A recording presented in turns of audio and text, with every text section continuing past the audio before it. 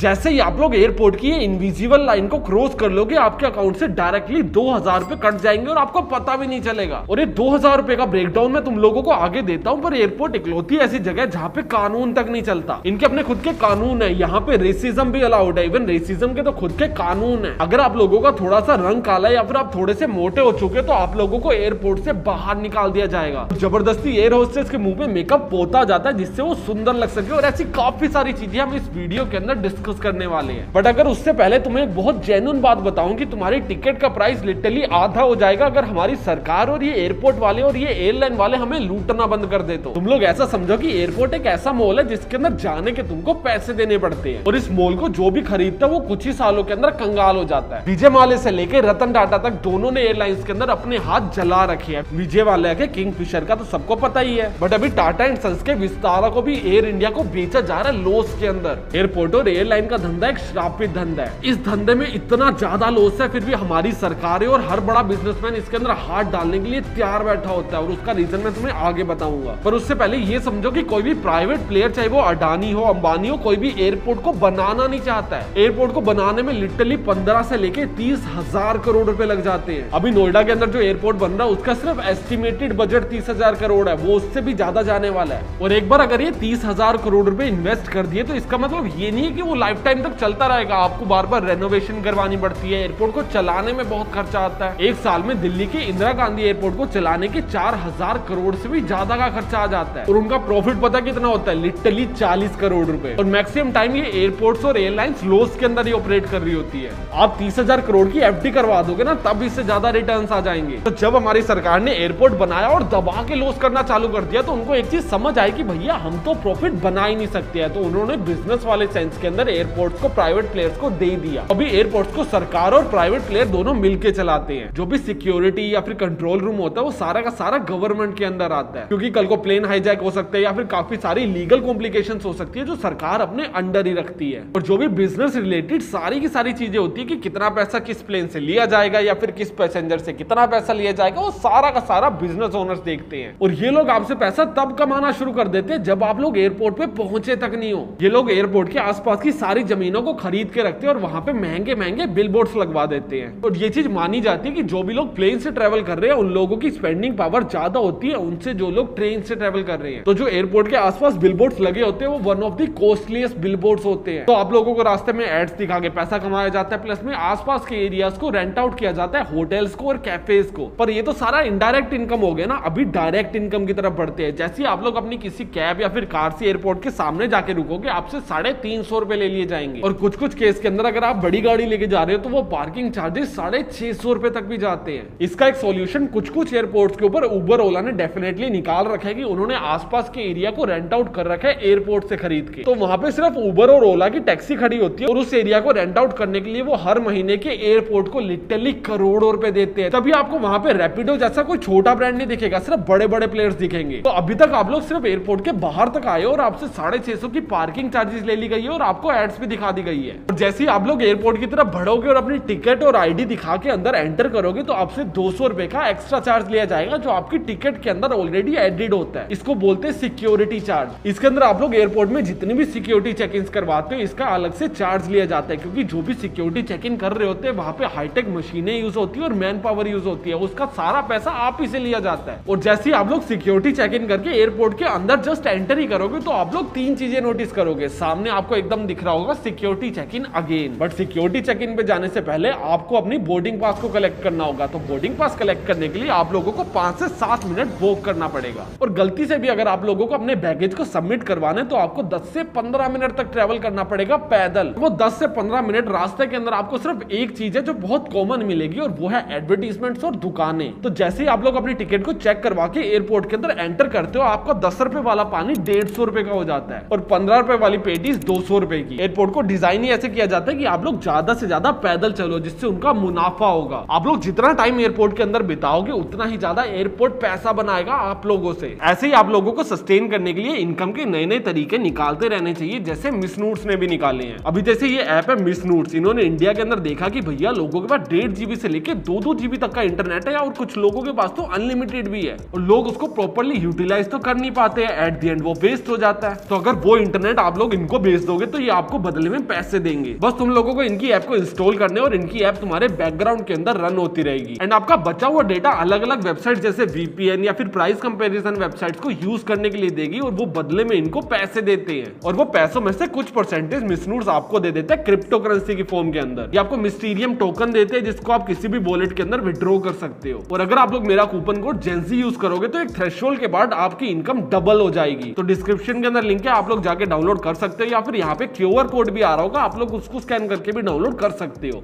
आप 15 मिनट जाके बैगेज को सबमिट करवा के आए, आप 15 मिनट वापिस आए, आप लोग थक चुके हो, आप लोगों को भूख लगी है, तो क्या करोगे? खाना खाओगे या फिर पानी पियोगे। 150 रुपए का पानी है, 600 रुपए का खाना है, जो लेना है ले लो। और ये एयरपोर्ट वाले इन दुकानों के साथ कॉन्ट्रैक्ट करके रखते हैं कि आपकी जितनी भी सेल होगी आपको उसके ऊपर हमें चार्जेस देने पड़ेंगे और वो कमीशन चार्जेस के अलावा आपको एक फिक्स रेंट तो देना ही देना पड़ेगा। आप लोगों ने कंफ्यूजन सुनी होगी ना कि यार एयरपोर्ट पे कितनी देर पहले पहुंचना चाहिए, 1.5 घंटा पहले, 2 घंटा पहले। कंफ्यूजन बनाई गई है एयरपोर्ट की तरफ से। वो चाहते आप लोग जल्दी आके वेट कर लो, बस लेट ना आना, क्योंकि जितना ज्यादा टाइम आप यहाँ पे स्पेंड करने वाले उतना ही ज्यादा इनका पैसा बनने वाला है। फिर आप लोग अपने बोर्डिंग पास को कलेक्ट करके आगे जाते हो सिक्योरिटी चेक इन की तरफ, जहाँ पे आपके सारे इक्विपमेंट्स की चेकिंग की जाती है। आपको लिटरली अपने मोबाइल, लैपटॉप, कैमरा, बैटरी, जूते, बेल्ट, ये सारी चीजों को निकाल के अलग से ट्रेस के अंदर रख के स्कैन करवाना पड़ता है। यहाँ पे कोई फालतू चेक इन नहीं होती, इनकी चेकिंग बहुत ज्यादा स्ट्रॉन्ग होती है और ये गवर्नमेंट के रूल्स के अकॉर्डिंग हो रही है। और अगेन ये चेकिंग करने के लिए मैन पावर लग रही है, इक्विपमेंट्स लग रही है, जिसके पैसे ऑलरेडी आपसे लिए जा चुके हैं। जो 200 रुपए स्टार्टिंग के अंदर आपकी टिकट में से काटे गए थे ना सिक्योरिटी चेक इन के लिए, ये वहीं से मैनेज हो जाते हैं। अभी आप लोग सिक्योरिटी चेक इन करके थोड़ा सा आगे बढ़ोगे तो आप लोग लिटरली एंटर करोगे मॉल के अंदर। यहाँ पे आपको 200 रुपए वाली कॉफी 600 रुपए की मिलेगी, 1200 वाली कुर्ती 7000 की मिलेगी। हर चीज का अंधा प्राइस बढ़ा रखा होता है। इस एरिया में जो भी दुकानों के छोटे छोटे खोखे होते हैं ना, उनका रेंट लिटरली 5 लाख से शुरू होता है और 40-40 लाख तक चला जाता है। और उसके ऊपर एयरपोर्ट को अलग से कमीशन भी देना पड़ता है। यहाँ पे मैकडोनल्ड्स जैसे ब्रांड तो सर्वाइव भी नहीं कर सकते, जो लोग 50 रुपए के अंदर बर्गर दे देते हैं, यहाँ पे तो मर जाएंगे वो लोग। बल्कि KFC जैसे ब्रांड जिनके all over the India prices almost same है, वो भी यहाँ पे प्राइसेस को बढ़ा के बेच रहे होते हैं। पूरे इंडिया के अंदर इनके 150 से लेके 200 के अंदर राइस बाउल मिल जाएगा, पर यहाँ पे वो 450 से तो शुरू हो रहा है। एयरपोर्ट जैसे एरियाज के लिए ये कंपनियां अलग अलग मेन्यूज बना के रखती है और ब्रांड्स के डिफरेंट प्राइसेस तो छोड़ो, यहाँ पे सरकार के रूल तक नहीं चलते। इंडिया के अंदर MRP के ऊपर चीजें बेची जाती है और यहाँ पे जो चीजें बेची जा रही है उस पे MRP ही नहीं है। मैं मॉन्स्टर की एनर्जी ड्रिंक लेने गया था, मुझे 500 रुपए की बेच रही है। मैं हैरान हो गया, मैं क्या दिखा कहाँ लिखा हुआ है 500? उसने घुमा के दिखाया, स्टिकर लगा हुआ है। स्टिकर के ऊपर इन्होंने अपने हाथ से 500 रुपए लिखे हुए और पूरे के पूरे कैन के ऊपर कहीं पे MRP प्रिंटेड ही नहीं है, क्योंकि वो सारे के सारे कोल्ड ड्रिंक के कैंस इंपोर्टेड है। वो इंडिया का सामान नहीं है, वो बाहर से इंपोर्ट करके मंगाया गया है। क्योंकि इंडिया के अंदर एक रिस्ट्रिक्शन आ जाती है कि आप लोग MRP से ज्यादा का सामान बेच ही नहीं सकते हो। बट बाहर की कंट्रीज के अंदर MRP का कोई कॉन्सेप्ट ही नहीं है, तो बाहर वाले कैंस को 50 से 80 रुपए के अंदर लेके आते हैं और 500 रुपए का बेचते हैं, जिससे मार्जिन निकाले जा सके और वो मार्जिन निकाल के एटलीस्ट रेंट दिया जा सके, क्योंकि 10-10 लाख के तो खोखो का रेंट है वहां का।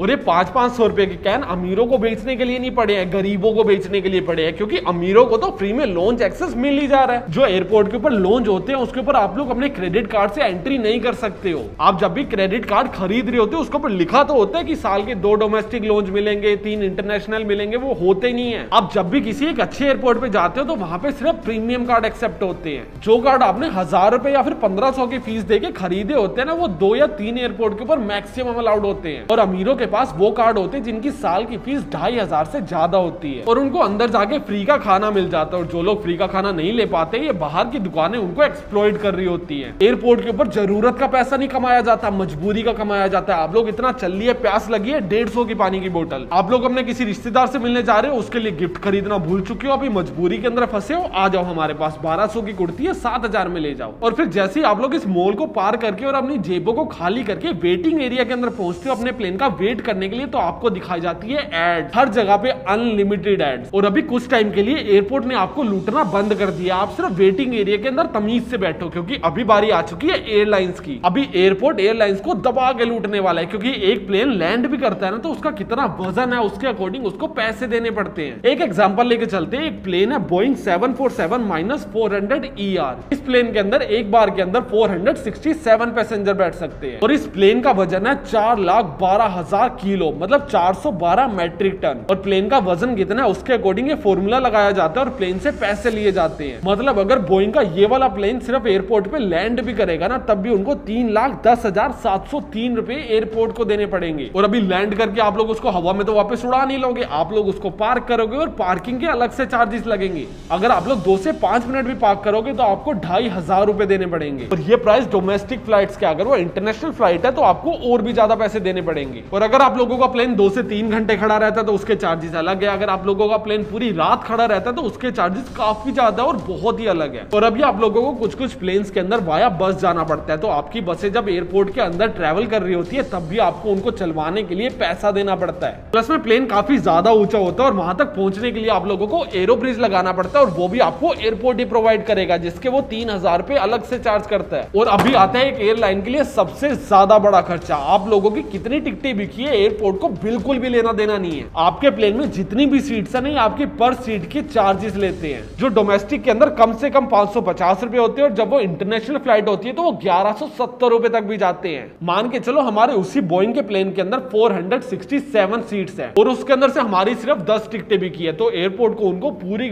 467 सीट्स का पैसा देना पड़ेगा। और ये प्लेन को खरीदना और चलाना ये भी कोई सस्ता नहीं होता है। मैक्सिमम प्लेन्स को रेंट आउट किया जाता है क्योंकि उनको खरीदा भी नहीं जाता है। जो बोइंग प्लेन की हम बात कर रही है 1,33,000 करोड़ का प्लेन है। तो जब इतना महंगा प्लेन है तो उसको रेंट आउट करने के लिए पैसे भी बहुत देने पड़ते हैं। तो ये लोग ट्राई करते हैं कि आप लोगों से ज्यादा पैसा वसूला जा सके। मैं अभी रिसेंटली ट्रेवल कर रहा था तो मैंने विस्तारा की एक टिकट बुक करी थी, कोई 5 से 6,000 रुपए की थी और उनकी प्रीमियम इकोनॉमी की कॉस्ट थी 12,000 रुपए। मेरे को था यार 40 मिनट की फ्लाइट है, 6,000 रुपए कौन एक्स्ट्रा देगा, तो मैंने उनकी इकोनॉमी फ्लाइट बुक कर ली थी। और जिस दिन मुझे फ्लाई करना था उससे सिर्फ 2 दिन पहले मेरे को मेल आता है कि भैया आप लोग अपनी इकोनॉमी टिकट को प्रीमियम इकोनॉमी में शिफ्ट कर सकते हो सिर्फ 2,000 रुपए एक्स्ट्रा देके। मतलब जो 12,000 रुपए वाली टिकट थी वो मेरे को 8,000 रुपए के अंदर ऑफर की जा रही है क्योंकि इनकी टिकटें बिकी नहीं थी। ये एयरपोर्ट वाले टिकट्स को ऐसे ही सेल करते हैं जैसे इनको लगता है कि भैया पर्टिकुलर फ्लाइट की या फिर पर्टिकुलर रूट की या पर्टिकुलर टाइम की जो डिमांड है वो बहुत ज्यादा है, तो ये उसका प्राइस को बढ़ा देते हैं। और जैसे फ्लाई करने वाला दिन पास आता रहता है और इनको समझ आता है कि भैया हमारी 10-15 या फिर 20% टिकटें तो अभी तक बिकी नहीं है, तो ये प्राइस को ड्रॉप कर देते हैं। इनका बहुत क्लियर एजेंडा होता है कि पर रूट के ऊपर प्रॉफिटेबल होना है क्योंकि इनके मैक्सिमम रूट्स ना लॉस मेकिंग के अंदर ऑपरेट कर रहे होते हैं। कभी कभी आप लोग एयरपोर्ट पे जाके बात करो तो ये लोग आपको इकोनॉमी से अपग्रेड दे देते हैं बिजनेस क्लास का सिर्फ 2,000 रुपए के अंदर, क्योंकि बिजनेस क्लास में इनको आपको सिर्फ थोड़ी सी प्रायोरिटी देनी पड़ती है और 1-2 जूस पिलाने होते हैं, जिसके बदले ये आपसे 2,000 रुपए चार्ज कर लेते हैं। इनका बहुत सिंपल सा होता है कि भैया 10,000 वाली चीज को 200 में भी बेच देंगे अगर एंड तक बिकी नहीं होगी तो तुम लोगों ने कई बार देखा होगा कुछ कुछ घंटों के अंदर प्राइस कभी कभी बहुत ज्यादा अप या फिर बहुत ज्यादा डाउन आ जाते हैं। ये सारी तिकड़म एक एयरलाइन को इसलिए लगानी पड़ती है कि प्लेन को खरीदना या फिर रेंट आउट करना ही एक्सपेंसिव नहीं है, उसको चलाना भी एक्सपेंसिव है। जिस बोइंग के प्लेन की हम लोग बात कर रहे थे, अगर उसको 1 घंटा हवा में उड़ाया जाए ना तो 14,400 लीटर फ्यूल यूज होता है। और अगर आप लोगों को इस फ्यूल की कंजम्पशन को थोड़ा सा भी कम करना है तो आप लोगों को प्लेन के ऊपर से वेट कम करना होगा। तभी ये लोग एयर होस्टेस में सिर्फ फीमेल स्टाफ को ज्यादा प्रेफर करते हैं क्योंकि उनका वेट बहुत कम होता है। एक लड़के की हड्डियां और मांसपेशियों का वेट ज्यादा होता है as compared to a girl. Airline कंपनियां लिटरली 10-10 ग्राम को इतनी ज्यादा वैल्यू देती है कि तुम लोग सोच भी नहीं सकते हो। और जब हर चीज के अंदर इतना सारा पैसा इन्वॉल्व हो रहा है तो वो पैसा लिया किससे जाएगा? आप लोगों से लिया जाएगा, हम लोगों से लिया जाएगा और टिकट के प्राइसेस को काफी ज्यादा इन्फ्लेट कर दिया जाएगा। और अगर कोई इतनी महंगी टिकट ले रहा है तो वो सामने एक अच्छा एम्बियंस और सुंदर लोग देखना चाहेगा, तो वो सुंदरता को मेंटेन करने के लिए इन्होंने एयर होस्टेस के लिए कुछ कुछ नॉर्म्स बना रखे हैं। आप लोगों को चश्मा नहीं लगाना चाहिए, लगा हुआ तो या तो लेजर ऑपरेशन करवाओ या फिर लेंसेज लगा के रखो। अगर आप लोगों का रंग काला है तो सो सॉरी, आप लोग एयर होस्टेस नहीं बन सकते हो। आपको मेकअप का एक स्टाइल समझाया जाएगा और आपको फिक्स मेकअप विद ब्रांड बताया जाएगा कि आपको एक पर्टिकुलर मेकअप मुंह पे पोत के आना ही आना है। आपके बाल कैसे रहेंगे, आपके कपड़े कैसे रहेंगे, आपके कपड़ों के अंदर बॉडी सूट कैसा रहेगा, ये सब कुछ मेंटेन करके रखते हैं। आपको बॉडी सूट डालना कंपल्सरी है जिससे आपकी बॉडी शेप में दिख सके।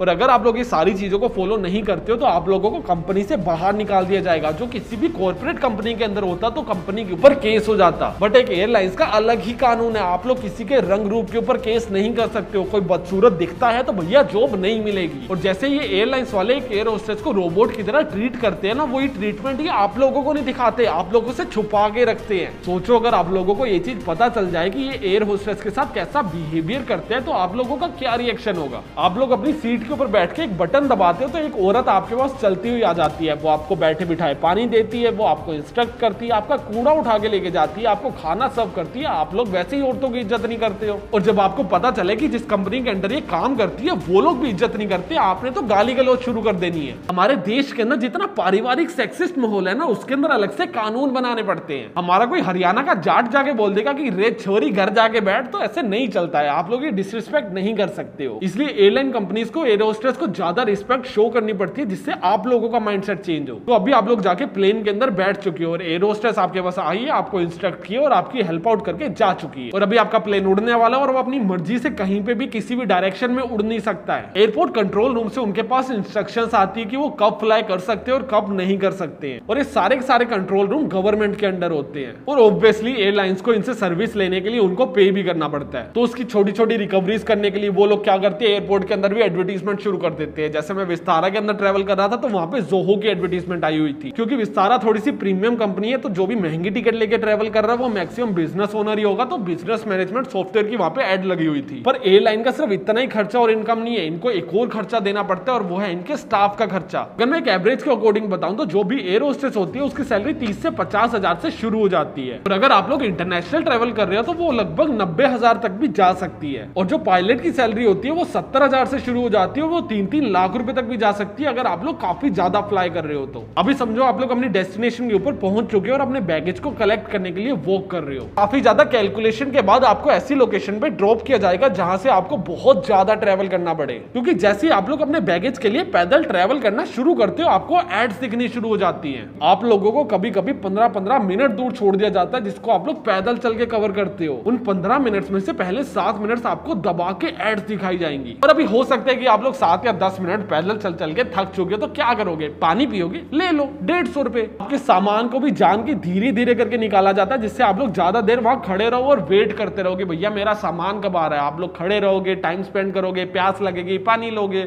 और ये जो सारी चीजें बताई है, यहाँ से भी एयरपोर्ट का मैक्सिमम रेवेन्यू नहीं आता है। इनका 30% रेवेन्यू सिर्फ और सिर्फ ड्यूटी फ्री एरिया से आता है। जब भी आप लोग इंटरनेशनल ट्रेवल कर रहे होते हैं तो आप लोगों को एक जोन मिलता है जिसको ड्यूटी फ्री जोन बोलते हैं, जहाँ पे कोई भी टैक्सेस नहीं लगाए जाते हैं। आप लोग वहां से कोई भी शराब या सामान खरीद सकते हो। यहाँ डेफिनेटली उसके ऊपर कुछ कुछ रिस्ट्रिक्शंस लगाई जाती है कि पर पर्सन 70 हजार से ज्यादा का सामान नहीं खरीद सकते, या फिर हर बंदा 2 लीटर से ज्यादा का शराब नहीं ले सकता, या फिर पर प्रोडक्ट की वैल्यू XYZ अमाउंट से ज्यादा नहीं होनी चाहिए। तो जो ड्यूटी फ्री एरिया होता है यहाँ पे कोई भी टैक्स नहीं होता। और अगर यहाँ से आईफोन लिया जाए तो ये दुबई से भी ज्यादा सस्ता मिलेगा, पर यहाँ पे आईफोन बेचा ही नहीं जाता क्योंकि उसका अमाउंट ज्यादा होता है। ऐसे रूल्स बनाए गए हैं जिससे ड्यूटी फ्री को ज्यादा एक्सप्लॉइट ना किया जा सके। और कुछ लोग तो यहाँ पे आते ही सिर्फ महंगी शराबें लेने हैं। जब आप लोग एयरपोर्ट से शराबें खरीद रहे होते हो तब आपको बताया नहीं जाता है कि कुछ देशों के अंदर शराबें बैन है, आप लोग बाहर से लेके नहीं जा सकते हो। हाँ, आप लोग वहां पे जाके खरीद के पी सकते हो, बट अगर आप लोगों ने ड्यूटी फ्री से परचेज किया तो आप लोगों को उस देश के अंदर एंटर करने से पहले बहुत दबा के टैक्स लगने वाला है। और ये मैक्सिमम वही देश होते हैं जो टूरिज्म को ज्यादा प्रमोट कर रहे होते हैं। वो लोग चाहते हैं कि लोग हमारे पास आए, यहाँ पे आके खर्चा करें, यहाँ पे आके शराब खरीदे। अगर शराब लेके आ रहे हो तो ये लोग अलाउड ही नहीं करते हैं, या तो वहीं पे रखवा लेते हैं या फिर आप लोगों से डबल टैक्स लेते हैं। और ये सारी चीजें होने के बाद भी एयरपोर्ट फिर भी लॉस में चल रहे होते हैं। सिर्फ वही लोग प्रॉफिटेबल होते हैं जो एयरपोर्ट को मैनेज कर रहे होते हैं, क्योंकि मैनेजमेंट वाला आदमी अपने पैसे बीच में से निकाल लेता है, पर हमारी सरकार नहीं निकाल पाती। और फिर भी दबा के एयरपोर्ट्स बनाए जा रहे हैं, क्योंकि एयरपोर्ट इकोनॉमी का एक बहुत इंपॉर्टेंट पार्ट है। एयरपोर्ट से सिर्फ लोग ट्रेवल नहीं करते, बैगेजेस भी ट्रेवल करते हैं, सामान भी ट्रेवल करता है। प्लेन से कितने सारे सामान को बुलाया जाता है। फेडेक्स जैसी कितनी सारी कंपनी है जिसका सारा का सारा सामान वाया प्लेन आता है। एयरपोर्ट्स आपकी इकोनॉमी को बूस्ट करते हैं, इसलिए लॉस मेकिंग एयरपोर्ट्स को बनाया जाता है और चलाया जाता है। और उसके अंदर बिलियनियर्स आते हैं, पूरे ऑपरेशंस के अंदर अपना हाथ डालते हैं, प्रॉफिट को निकालते हैं और चले जाते हैं, और पीछे छोड़ देते हैं सरकार के लिए घाटा, लॉस। बट इस वीडियो से आप लोगों ने सीखा होगा कि एक ही बिजनेस के अंदर कितने सारे तरीके होते हैं पैसा बनाने के। आप लोग किस किस चीज को चार्ज कर सकते हो। अगर आप लोग भी अपनी लाइफ के अंदर धंधा कर रहे हो और कोई पर्टिकुलर चीज को सेल कर रहे हो तो उसको अपसेल भी किया जा सकता है। अगर आप लोग भी अपनी जिंदगी के अंदर बिजनेस कर रहे हो तो आप लोगों को काफी सारी नॉलेज मिली होगी कि आप लोग कैसे कैसे बिजनेस कर सकते हो। और इस तरह से पैसा कमाना इलीगल या फिर स्कैम के अंदर नहीं आता। स्कैम के अंदर आती है बैटिंग, जिसके ऊपर मैंने एक डेडिकेटेड वीडियो बना रखी है जो तुम्हें यहाँ पे मिल जाएगी।